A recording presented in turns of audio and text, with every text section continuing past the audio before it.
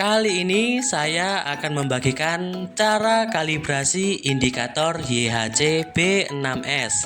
Langkah pertama, jangan lupa untuk menyalakan saklar indikator terlebih dahulu.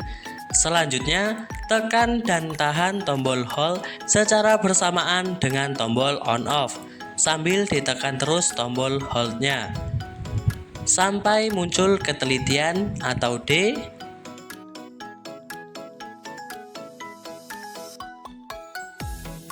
Cara mengubah angka, tekan tombol 0. Lalu untuk menginput, tekan tombol hold. Untuk mengatur decimal point atau jumlah 0, tekan tombol 0. Lalu tekan hold lagi. Muncul full untuk kapasitas, tekan ter. Untuk mengubah posisi, tekan ter lagi. Lalu untuk mengganti angka, tekan 0.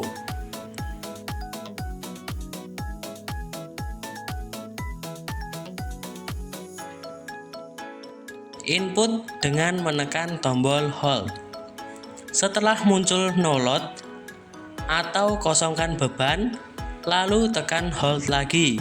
Kemudian muncul add load.